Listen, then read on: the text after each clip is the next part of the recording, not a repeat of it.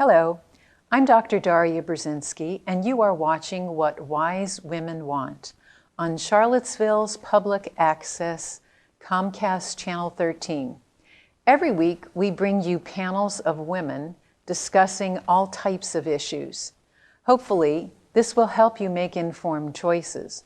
Ladies, we are 52% of the population with 85% of the purchasing power, and we can use that power to make changes for ourselves, our families, our communities, our children, and our nation. So we hope each week you will join us in various topics that we're talking about.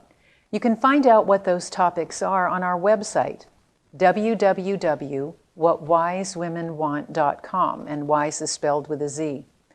This shows you what our weekly topics are, our past topics, and our future topics. If you'd like to ask us questions via our website, you are welcome to do so. Just fill out the form and send us your questions. This week, we are going to be talking about the history of education. Now, the reason we're doing this is because I've discovered that people have no concept of how we got to be where we are in education. Where do textbooks come from? The time spent units, the sections and the parts of the day, the subject matter, the subjects that we learn about. All of these things are part of the educational system. So we're going to go all the way back to the beginning and bring us all the way up to the present. Probably not in this program because there is so much to cover, but we'd like to start. And today, our panelists are three professors from the Curry School of Education at the University of Virginia. I'm going to go around the table and introduce our guests. To my right is Carol Ann Spreen, Associate Professor at the UVA Comparative Education Policy. To her right is Patrice Grimes, Associate Professor at UVA of Curriculum and Instruction. And to her right is Pamela Tucker, UVA Professor of Educational Leadership. Hello, ladies. Hello.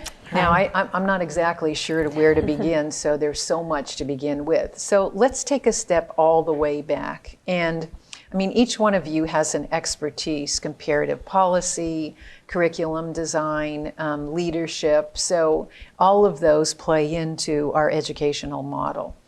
And I'd like, when did education become a priority in the United States? And, how far back does it go in terms of, and what was education about in those past days?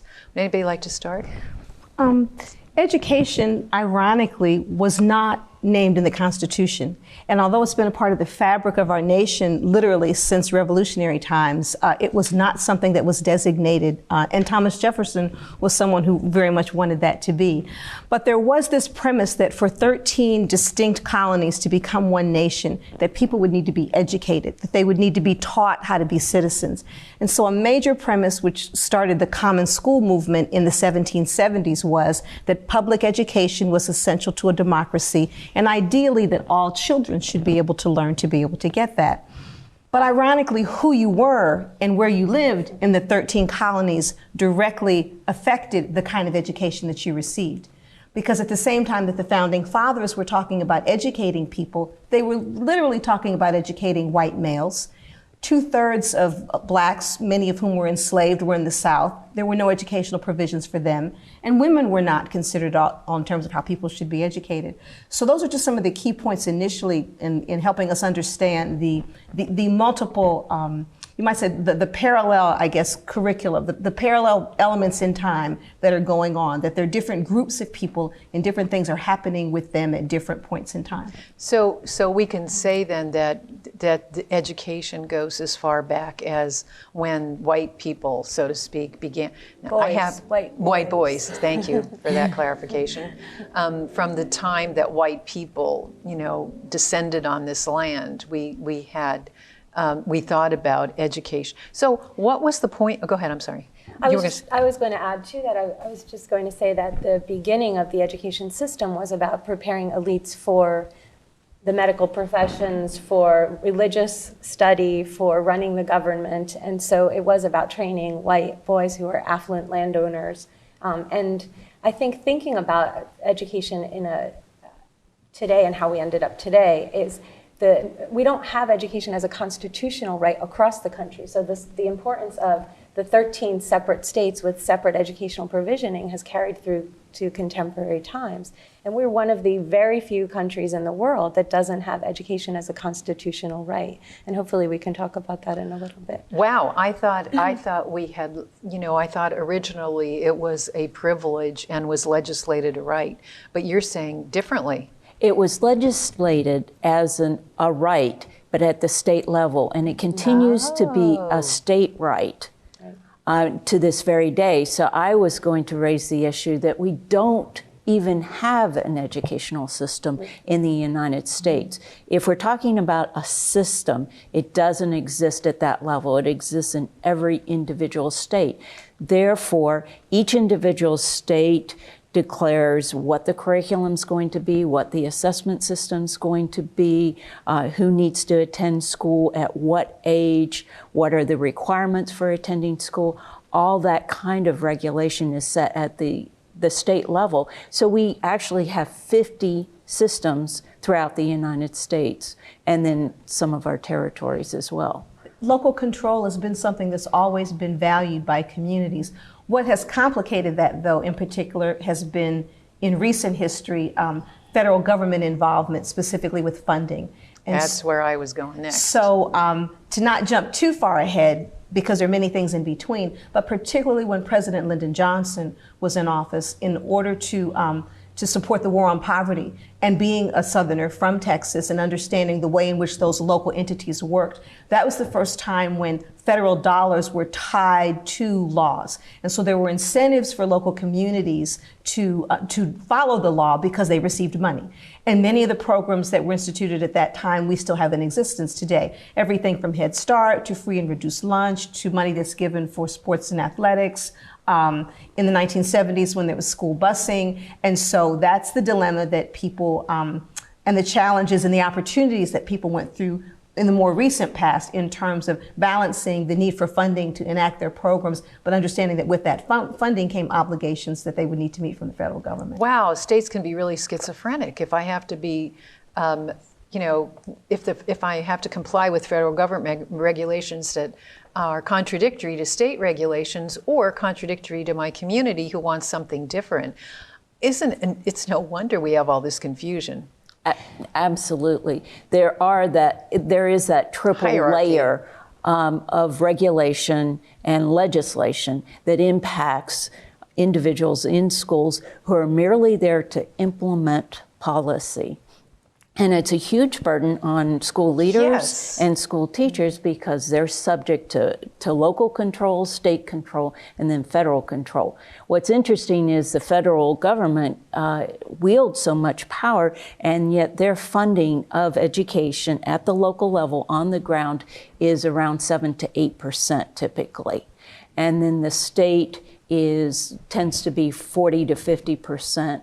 And the local community 40 to 50%, which raises lots of issues around who's in control and who's calling the shots. And I think what's interesting and important to remember is historically states, the point that Patricia raised of states having a lot of say over schools and local control of schools being very important, that worked very well up until recently. I mean, the idea that, the expansion of secondary education became a very local matter, which is where, many more local communities got involved in decision-making with education. But if we back up and talk about how the state is responsible for providing education for kids today who will have jobs in many different states, might compete on a global level, and are required to have skills for a different society and a different world than traditionally the boundaries and limits of state-controlled education are. I think to think differently about what the state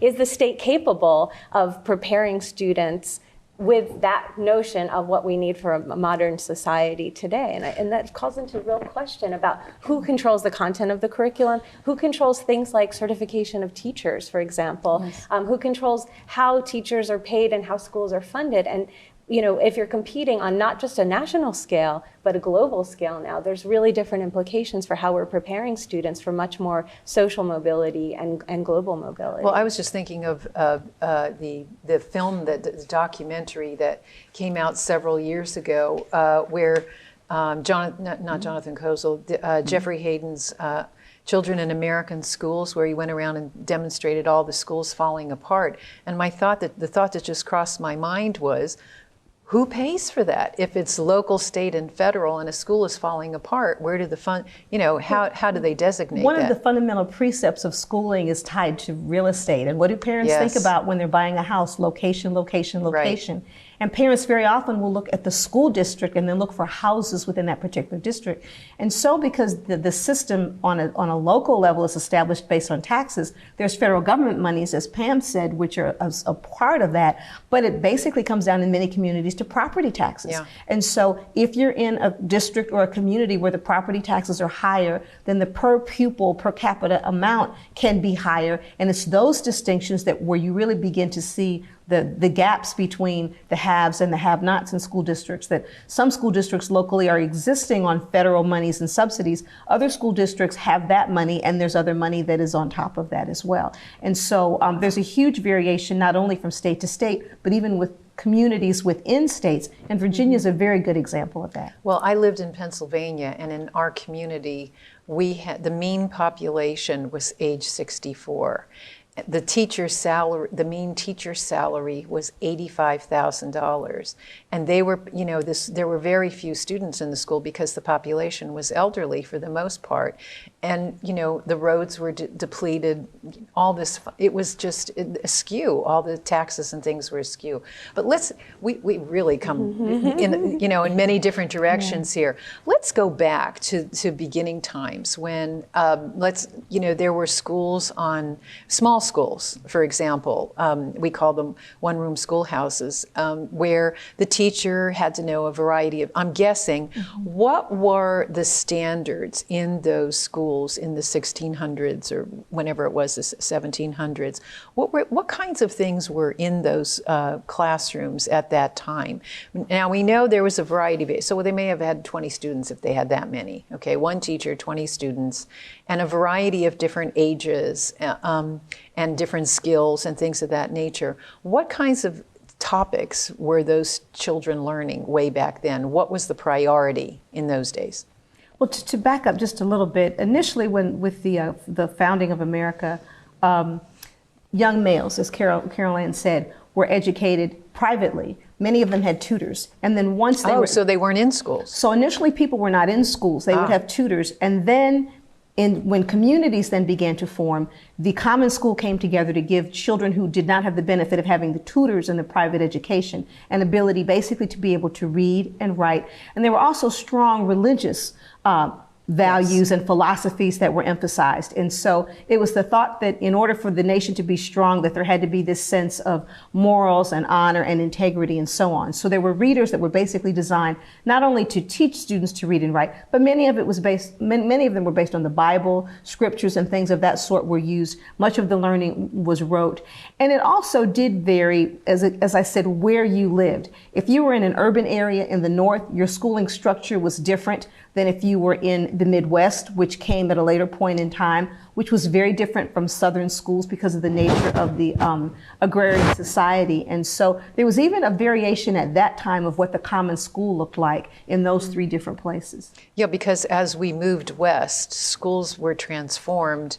I think, isn't that when the one-room schoolhouse transformation began? Because people were moving out of the north and out of the south into the west. And so, a different structure was set up across the nation. And schooling and education was a very big draw, particularly for new immigrants to the country. And so for them to be able to go west, to know that they would have a community and a school would be an anchor to that. And that's also where the role of women came into play, because women were a group at that point in time where it was deemed that it would be suitable for women to have a profession. And Catherine Beecher, Harriet Beecher Stowe's sister, was a key person at that time who helped to elevate teaching to a profession. And so women were literally trained primarily in the Northeast, but were trained then to go west, young women, and to be the anchor within communities to be able to do that. So there were female teachers initially, not male teachers, because if the classroom was full of boys, if what you're saying is true, the classroom was full of boys because those are the ones who were being trained, then they had a female as a teacher. Well, there was both. It was mixed. There were both male and female teachers. And I don't think they were always so small. I think some of those one-room schoolhouses had up to 40 kids in it. And so you had a teacher who didn't know day to day who was going to show up. So sequencing of content was difficult. You had the various levels. It was really a bit of a challenge, I would think, for some of those early schoolmasters. And of course, corporal punishment was very much used to try and control the group. And so for the agrarian cultures, most children didn't go to school all year long, for 9 months out of the year. They probably went 4 to, whatever the growing season was, probably 4 to 6 months out of the year. So there was a lot of chaos going on initially in the education movement in the United States because of all this movement and, changing priorities and things like that across the nation. So as we moved into the 1700s and then the early 1800s,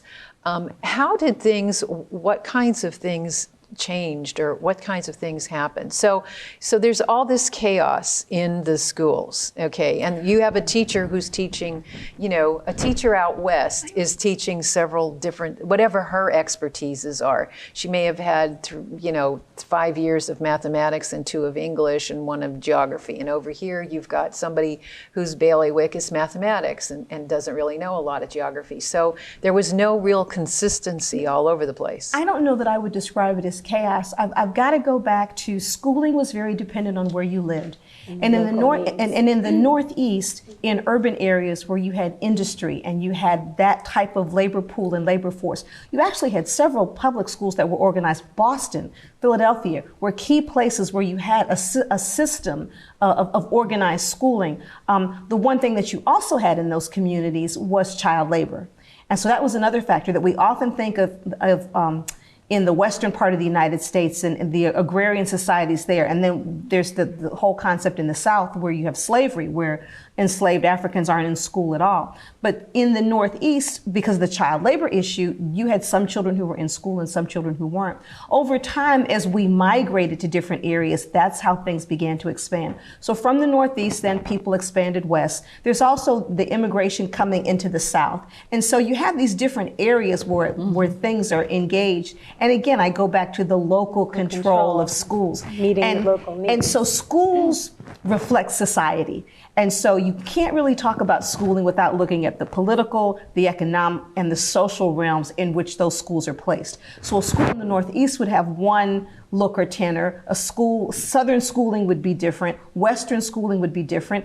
It's not necessarily chaotic. It's just that they had very different functions for the local purposes that people wanted those schools to be. Thank you for that clarification. Yeah. Okay, so how did we move into then?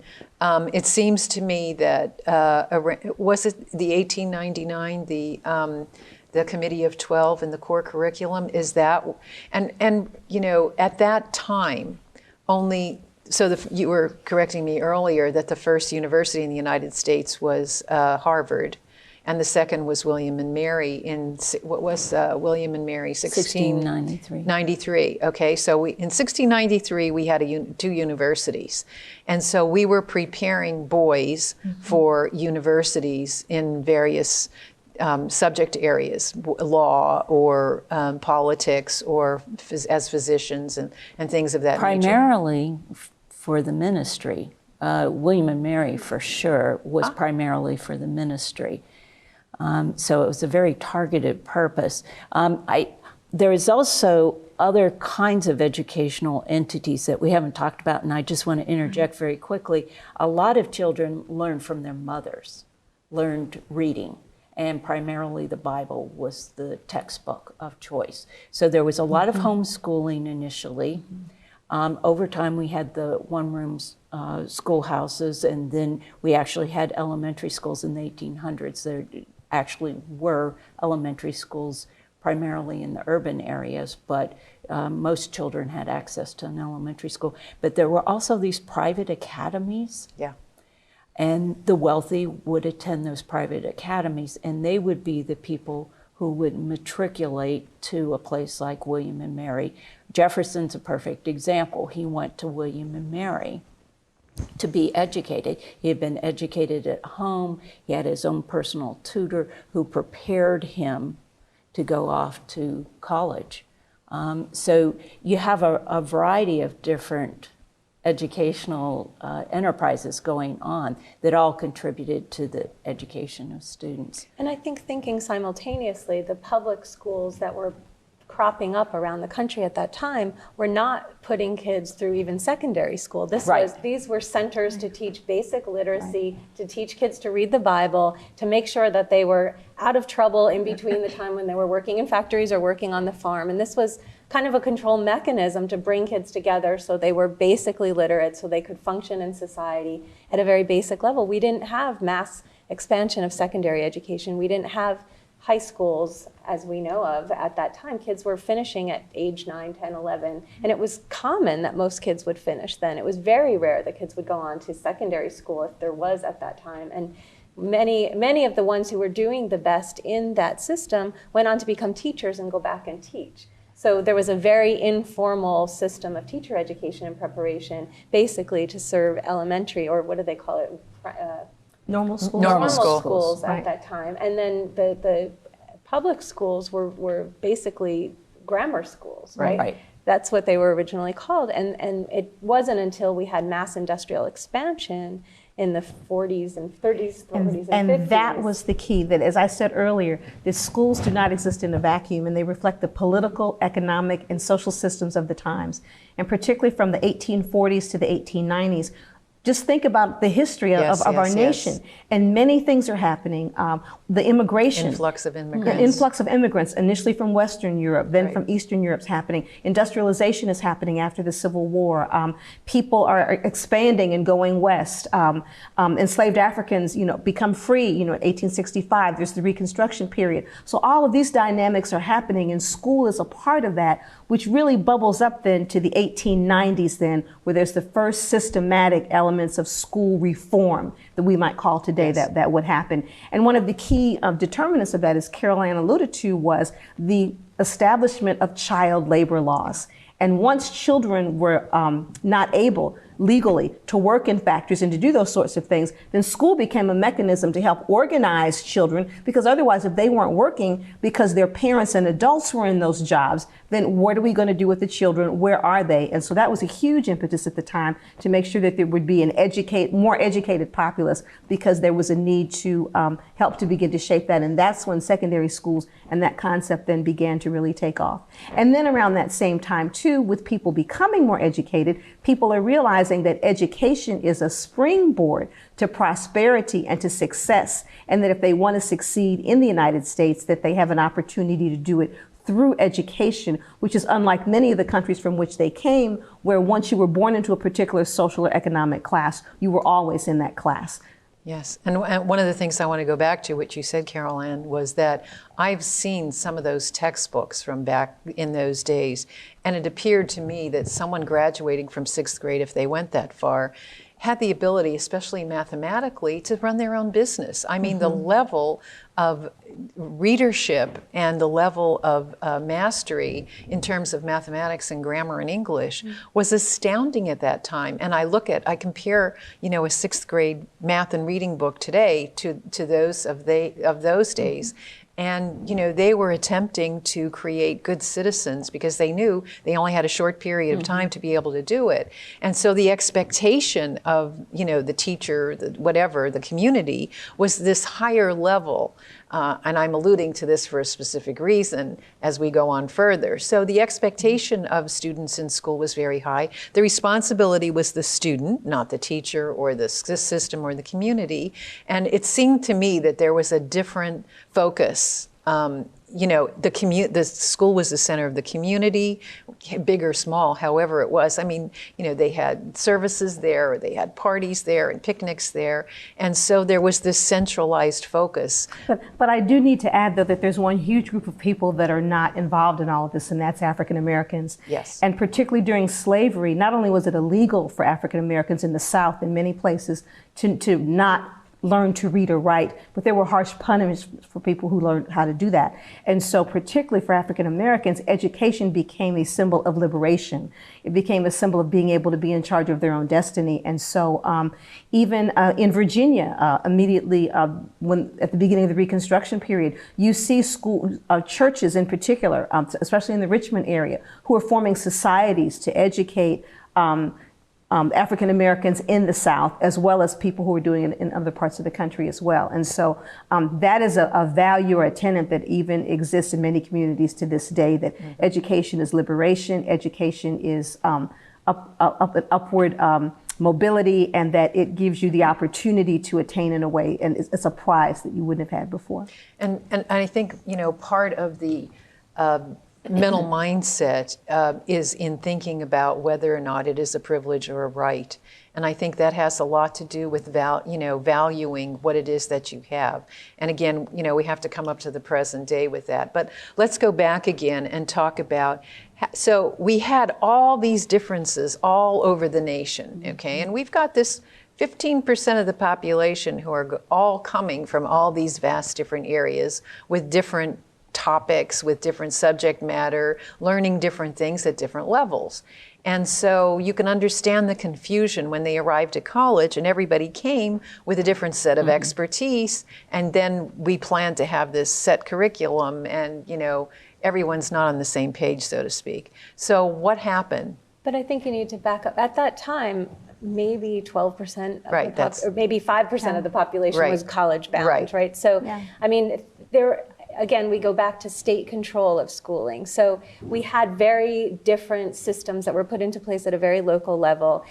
States started to realize we need to harmonize systems across states and started to get more power over what we do because of how funding goes. And I think states started to determine regulations for the curriculum content and, you know, started to harmonize across the state funding and teachers and different rules and requirements. But at that point still, we were still talking about preparing, the two twin purposes of education that everybody talks about are for creating an educated citizenry and for economic production, right? So these are twin, sometimes competing, but sometimes complementary factors. So states started to pay attention to this. Our economy can grow if we have a better educated workforce.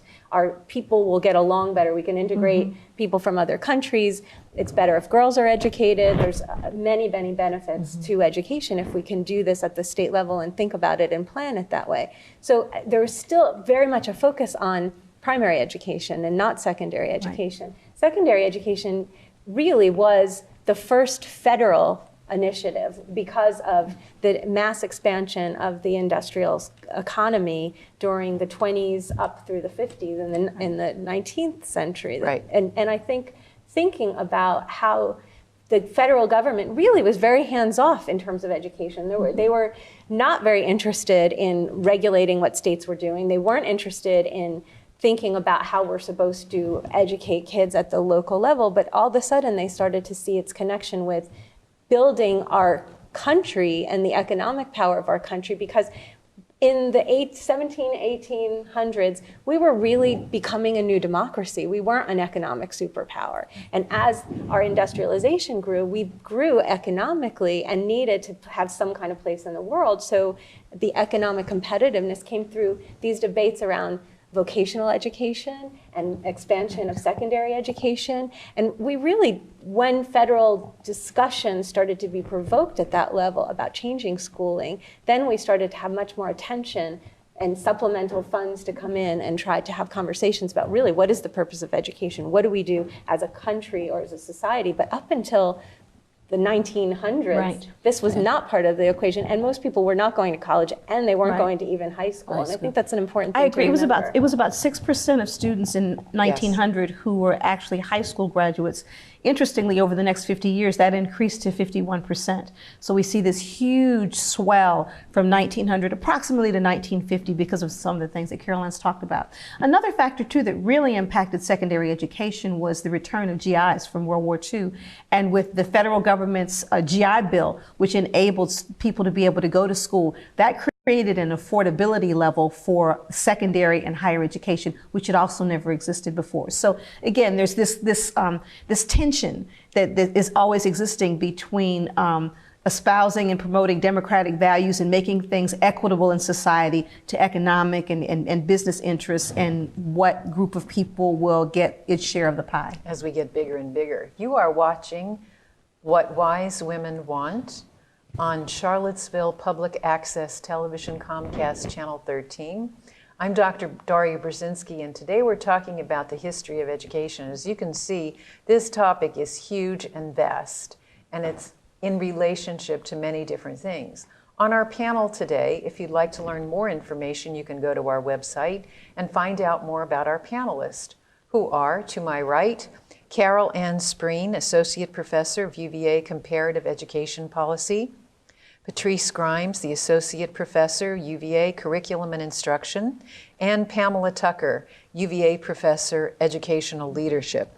Okay, so gosh, there's so many directions I want to go at this point. So, all right, so how did we get to the time spent units and curriculum, which is what really galvanized this, sort of unity in all the schools? Well, kind of, sort of, let's put it that way.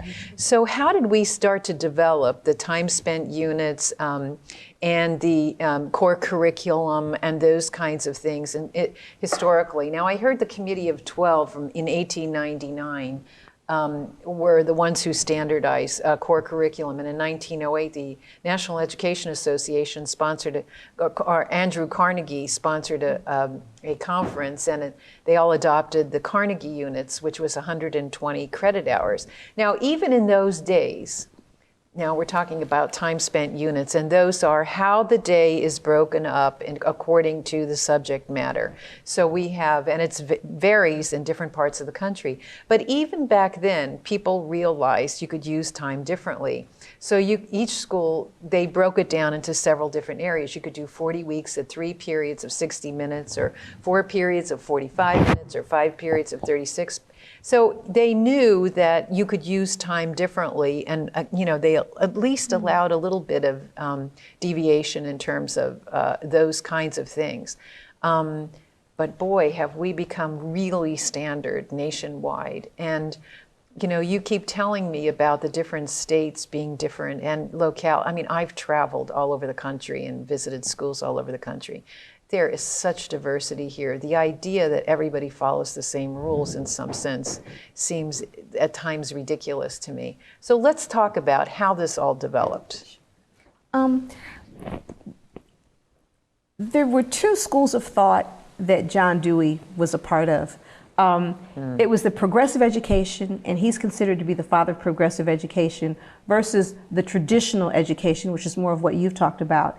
And there was this huge shift at the turn of the 20th century where John Dewey very much felt that education should be child-centered and that children should learn by doing.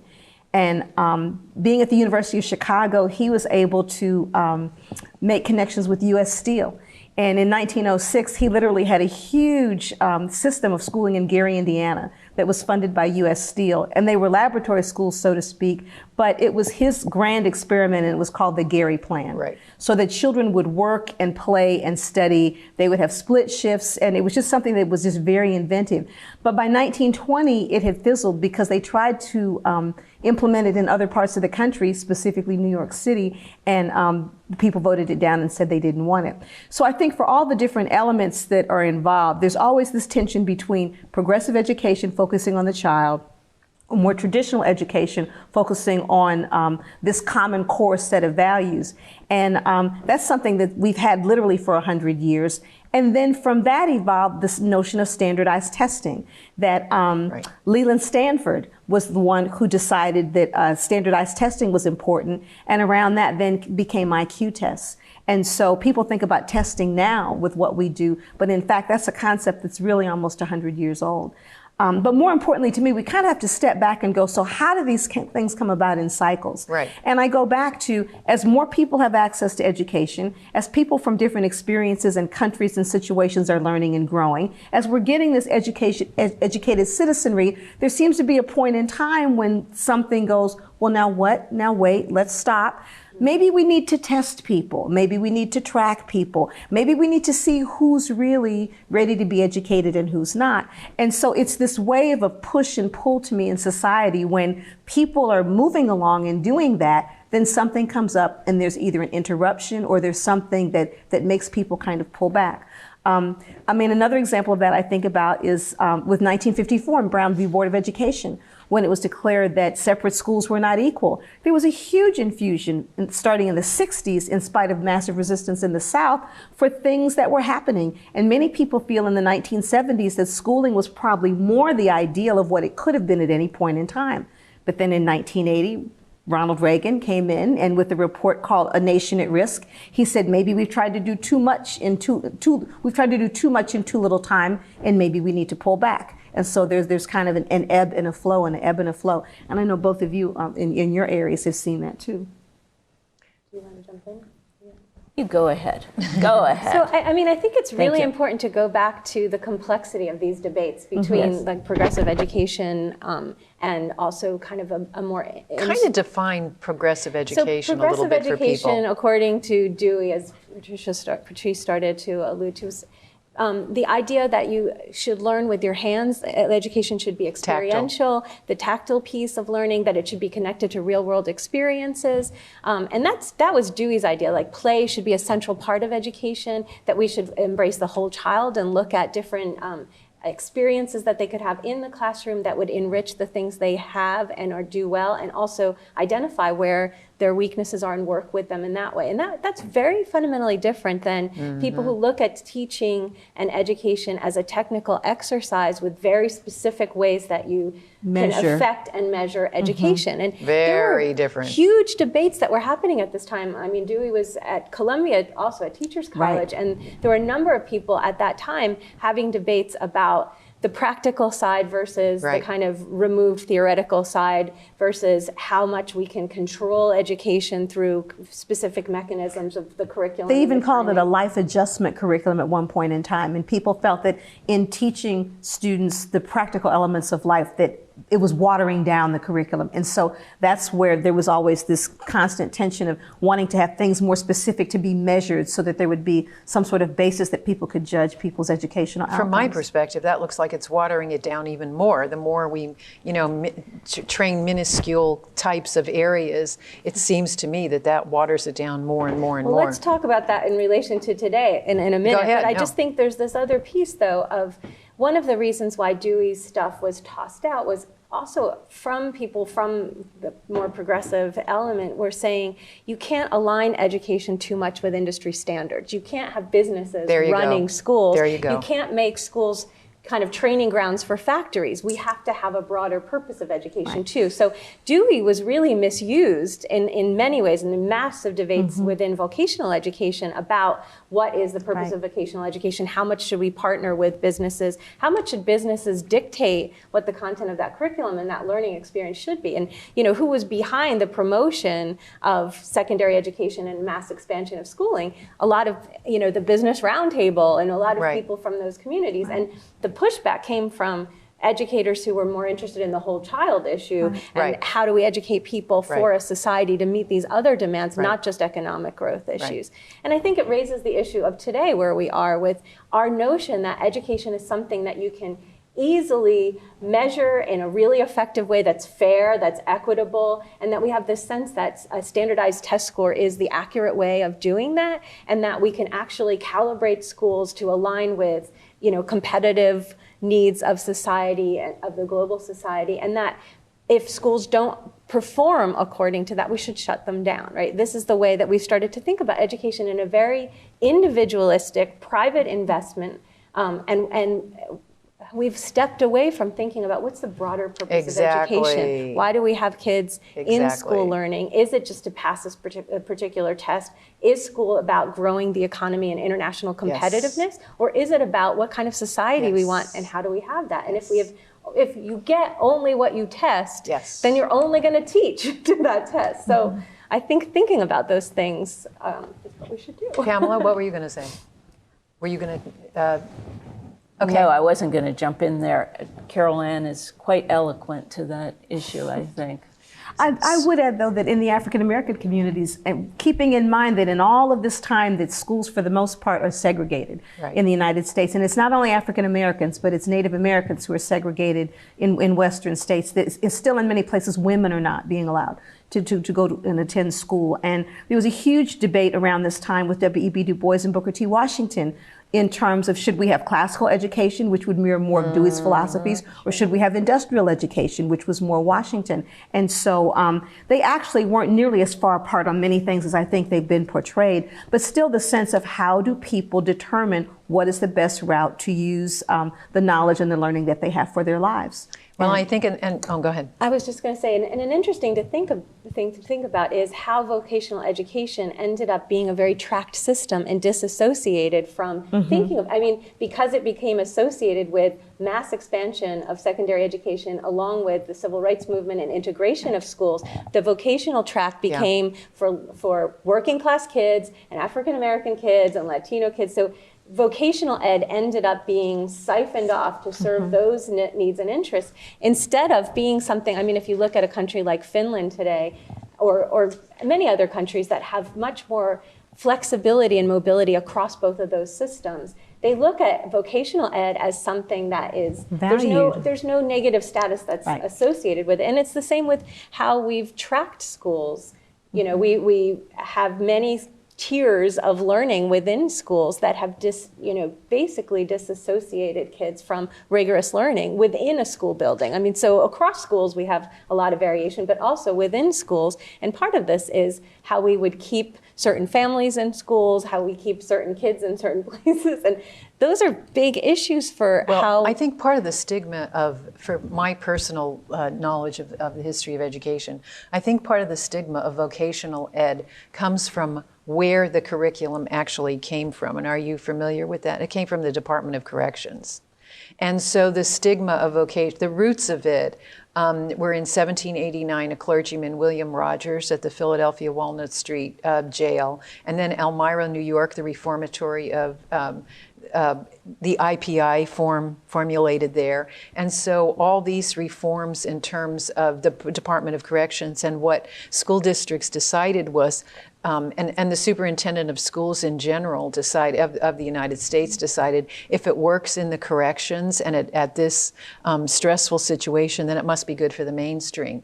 And I think that stigma has, bringing it from corrections into the educational system in America, whereas everybody was gearing towards college and that level. I think that has, to this day, and I think about it, who is being trained in these schools, but mechanics and electricians and plumbers. And when I think of what my plumber and my electrician make, why is manual labor considered something less than, they make good money an hour. So in my estimation, maybe that's where I don't know it to be true, but in my estimation, perhaps the stigma for VOTEC comes from having it brought in from the Department of Corrections. So anyway, let's go back to, wow, there's so many topics. Let's get into how corporations have infiltrated the schools. And gosh, we don't have a whole lot of time, but so let's talk about how corporations have infiltrated schools. I remember from the very get-go, we had corporations coming in with the Texa McGuffey reader and, even the Sears and Roebuck catalog. If you didn't have a lot of money in your school district, they used the Sears and Roebuck catalog for reading and for math. So let's bring, let's look, everybody thinks corporations have infiltrated schools only in the modern era, and it's not really true. So let's talk about corporations and their impact on the schools. Anyone like to begin that conversation? Well, earlier I mentioned the Gary Plan, and particularly because schools were locally funded, if corporations were willing to put schools in towns and communities, then people saw that as a way for their children to be educated. But again, that had a yin and a yang, because the corporation or the company town then influenced and controlled the schooling, which determined what children learned. And there was a huge backlash. I mean, Harold Rugg, particularly in the 1940s, saw all of that as being very detrimental, because he saw it being a system where children were only being trained to serve the needs of people who amassed the money and had the power. And so he really began to question and wrote about it, but was not nearly as vocal in many ways, because he didn't have the channels to get his information out in the 1940s as other kinds of people. As we move to more recent times, and specifically I referenced to Ronald Reagan and A Nation at Risk in the 1980s, it was thought that because schools were not working the way some people wanted them to, that there needed to be more of a free market concept. And so that's when the concept of vouchers, charter schools, and independent schooling came to be. And it started incrementally, but we're really now seeing it come to much more of a head in many different ways. And some people are very for it and some people aren't. Well, there's a subliminal way that corporations get into schools. The Coke machine, the TV One. There you go. Channel One. Channel One. Whittles, yeah. So we have all these subliminal ways. Insurance agents coming in to teach classes about insurance, or, corporations for years have found ways in order to be able to infiltrate the schools. And one of my bailiwicks is that we talk about scientific studies all the time, how the brain works, how learning happens, and yet we allow all these corporations to come into our schools without thinking about what the ramifications are. And we talked about this earlier off camera, but in the 1950s, the Dairy and Cattlemen's Association created this marketing campaign. They realized that if you get people to purchase things at a young age, they become lifelong consumers. So let's get into and of course they've been doing this for years in business. And so let's get into the schools. So they created all these beautiful posters of the food pyramid, which was drinking 3 glasses of milk a day, eating, cows, egg, fat, all of that many times a day, promoting the Dairy and Cattlemen's. Then people went to ice cream to get ice cream, which reinforced the concept. And here we are 50, plus years later, and we're wondering why we have a fat nation, when there was absolutely no scientific data whatsoever that was true, and yet this was the propaganda in the schools. Now I'm looking at computers in the schools. Yes. I'm looking at the things, branding and labeling, everything that's, wearing tablets, Nike shoes, the clothes. And here we are creating lifelong consumers in the schools. So what is your experience with that, with corporations in the schools? Well, I think, as you point out rightly, they've been involved in education all along in many ways, but it's also been met with considerable resistance. So cash-strapped schools let in all kinds of promotional things and materials, so they could have computers, and they could have, and they'll let somebody come in and do kinds of training. And the biggest issues today are online software, selling tablets to schools, selling textbooks. Pearson is like taking over the world in terms of how it's determining what the content of the curriculum is. Selling software that's aligned with content standards, that's aligned with standardized tests, that's aligned with teachers that they pay to train. I mean, the scale of it today is so far beyond anything we could have imagined years ago. And it's a really big problem in terms of who controls the content of the curriculum, how it undermines teacher professionalism, how it undermines the decisions that we make in our classrooms every day about what kids know and need to know and be able to do. And I think thinking about how corporations have a vested interest, this is a $4 to $6 billion industry. The for-profit motive around charters and vouchers and selling education management packages to school districts around the country is I think, the downfall of public education as we know it. This has given up education as a public good, making it a private investment that individuals can compete with each other in a lottery to get into these systems. We just closed down 90 schools in New York City, 60 in Chicago, 24 in Philadelphia, because they didn't meet the standardized test scores. And what happens? Education management organizations with their software packages, their trained teachers through a private company, places like TFA, for-profit, come in and take over these 24 schools. New Orleans is the epicenter of all of this. They closed 138 schools in New Orleans, opened up 26. They're all run by out-of-state for-profit companies, fired every teacher in the state, in the city, and put TFA teachers mostly back in these schools running schools. These are all corporate interests. People are making a ton of money from it. And people always say to me, like, well, what's the issue if it's more effective? It's not. There's plenty of studies to show that these schools are no more effective than public schools, and sometimes much less effective, by the way. And the idea that if other people say, well, what's the big deal if companies make a profit on this? The point is, it's taxpayers' money that's not going in a redistributive way. They're handfuls of schools. They're not solving the broader. The biggest issue we have as a society is inequality in educational funding and in opportunities to learn for kids across this country. We are the most unequal country in terms of opportunities to learn. And privatization makes a market out of that and disenfranchises children even more. And I think that's the impact of corporate involvement in schools. It's not about equity. It's not about redistribution. It's not about improving quality. It's about making money and at the mercy of people who have really no other choices. I mean, this is not to say that we don't need to change and reform public schools, but turning them over to venture capitalists who think they know better about what schools should be is not the solution to our problems. I mean, and as an educator for over 20 years, I just always find it amusing that everyone thinks that they can tell teachers how to do their job because everyone's gone to school.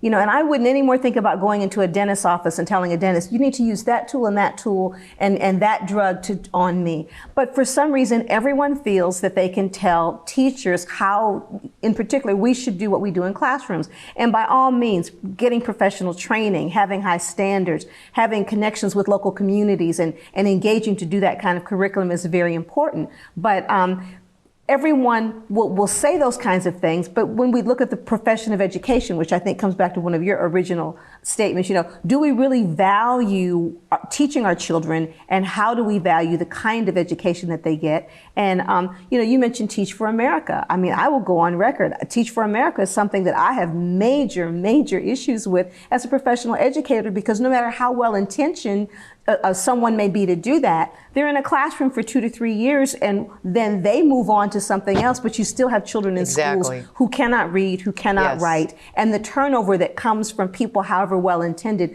does really more damage, you know, than good. So I think Caroline has really come to the crux of a key issue in terms of how decisions are made in 2013, and that is, do we really believe what our founding father Thomas Jefferson said in terms of having education for all? Or is this something that is really reserved, and certain kinds of education are reserved for certain kinds of people? And I think part of that has to do with our defining what a good education is. What does that mean? Is it, I mean, we talked about the two aspects of it earlier. Is it to create good citizens? Is it to create good taxpayers? You know, we don't have factories anymore, so we're not educating people for that. Is it about creativity? Is it about knowledge? Is it about training people for jobs? I mean, everywhere I go, everyone has a different concept of what a good education looks like, and it's part of our failure in our country to fund these schools, because no one can agree on what an education means for their community, for their state, or for the country. But everyone wants to make sure that their child gets a good education. Whatever that means. Whatever that means. Right. Yeah. And does that mean literacy? And frankly speaking, I mean, I teach at the college level, and I'm appalled at what, you know, over 30 years now, what's coming into colleges. I'm teaching people how to write sentences and spelling and, you know, grammar. grammar. I mean, this is ridiculous at the college level. Why are we having to do this? And it's because we have created it within the primary schools and the secondary schools. We have watered down the curriculum so much for testing, for the other, all these interests that, what is an education anymore? But I think the point that Patrice was raising is we really have two systems. We have one system for affluent kids who live in the suburbs and affluent communities that is innovative, creative, world-class, vibrant, dynamic, exciting. And then we have another system for poor kids, minority kids, for kids who live in districts that can't raise a lot of money, that is skill-driven, that is test-driven, that is remedial education to get them up to pass a test. And that's the whole focus of their education.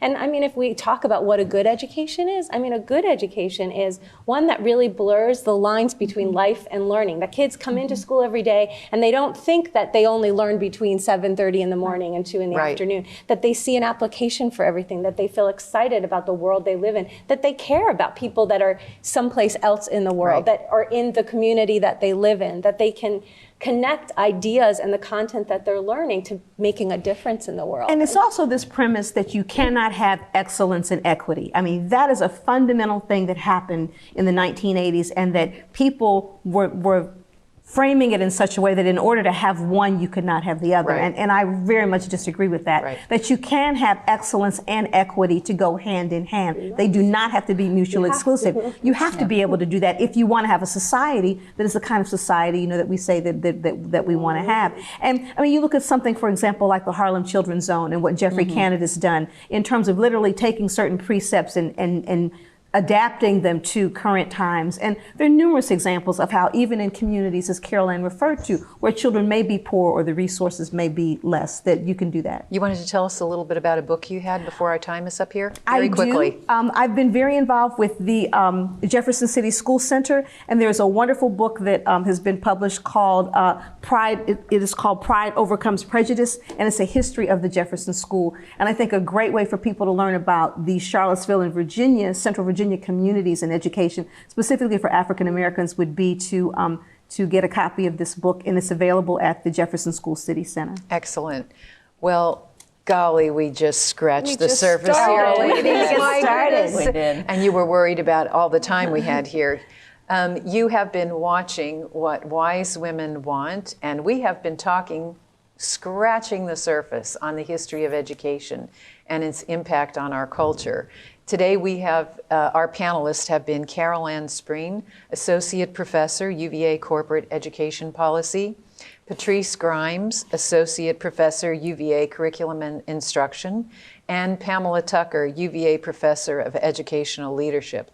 And all three professors are from the Curry School of Education at the University of Virginia. And ladies, I really appreciate this conversation and all of your expertise in this area. And I hope you'll come back again, because we really have just scratched the surface in terms of learning about education. And if you'd like more information about this topic or the ladies, you may go to our website or future topics at www.whatwisewomenwant.com. And remember, Wize is spelled with a Z. That's www.whatwisewomenwant.com, and you can find out what's happening on our next program, and you can communicate with any of these ladies because their information is up on the website. So I want to thank you very much for joining us, and come again next week when we will have topics of interest to you and hopefully make your world a better world. Thank you.